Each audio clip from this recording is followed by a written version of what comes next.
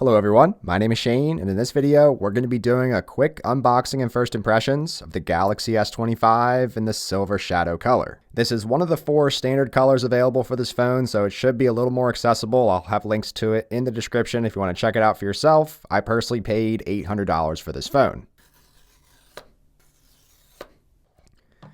Inside the box, have our first look at the silver shadow color. And we'll skip the Type-C cable and SIM ejector tool and paperwork. Let's go ahead and check out the star of the show here, Silver Shadow Base S25. Now, the reason I'm so excited to check this one out, because I've been really enjoying this Silver Shadow color on my Z Fold 6 and my Z Flip 6. So definitely a similar color on the backings of these. Sidings also look very similar on these, maybe a touch darker on the S25, but overall very similar. And we're also now adopting those black camera rings, which I will mention it now. They are less of an eyesore to me, in my opinion, compared to what we found on the recent Fold 6. These are a lot thicker over here on the Fold compared to these new S25 phones with those black camera rings. Of course, on the sidings of the S25 this year, we do have color matching with the color of the phone itself, which is also a nice touch in my opinion compared to the black camera rings on the Fold 6. You see it's carrying over that black plastic siding, just doesn't look as nice and premium in my opinion. So I get that for a lot of people it's not as visually appealing as the last generation. A lot of people in a lot of comments are saying that the S24 looks more premium to them in their opinion, but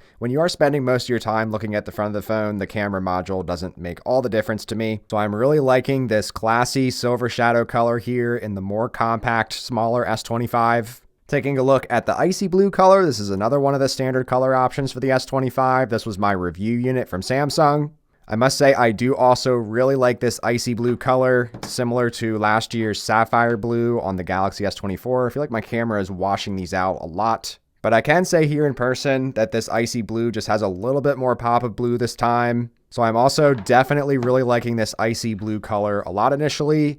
And then taking a look at one of the other standard color options for the S25 this year, the navy color. This was my go-to choice on the S25 Plus, which has a really nice shade of navy blue on the sidings and backing.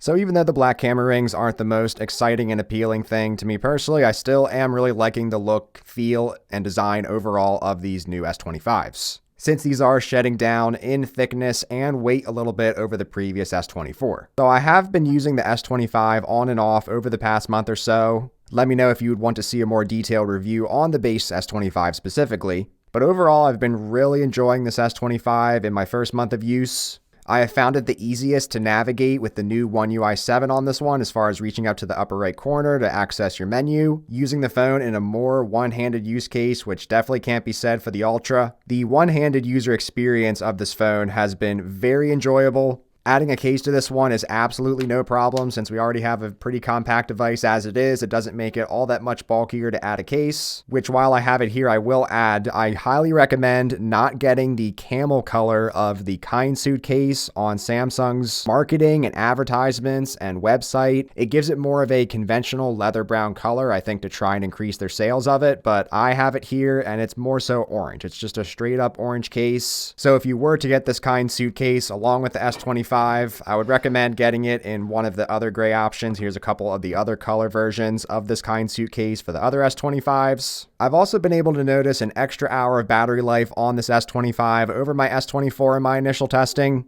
I was able to get 8 hours of screen time on this over the course of 2 days. So I'm loving the additional battery life in this very small size. And one final point I wanted to add to this video about the S25 specifically, if it helps anybody out there considering this phone. I was actually talking to a friend of mine the other day, and he was explaining how he has an Ultra currently, and he was looking at some of the newer S25 devices, and he said he was actually looking to switch from the Ultra down to the base S25, since we still have all the same performance and metrics on this base S25. Now we have the 12 gigabytes of RAM, the same as the other larger S25 models. We have, in my initial testing, about 45 minutes to an hour less of battery on this smaller S25 compared to the bigger options, since this has just a 4,000 milliamp hour capacity compared to the 5,000. And for me personally, when I've been switching back and forth between all the S25 devices, I found that when I use this S25 or even the S25 Plus and go back to this Ultra, the Ultra just feels like a brick in your hand because of the form factor, the boxier form factor of this one.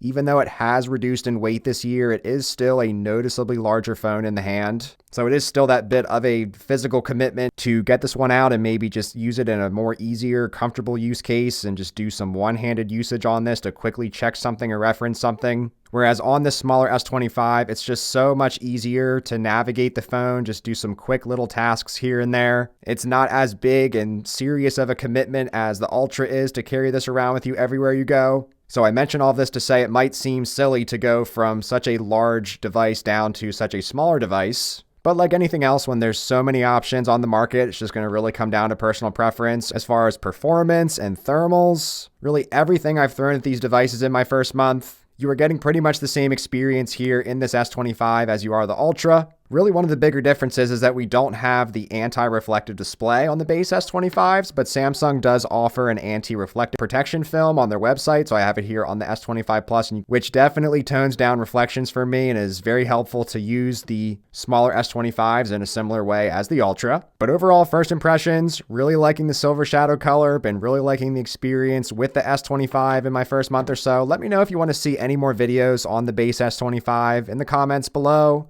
And thanks so much for watching. Take care.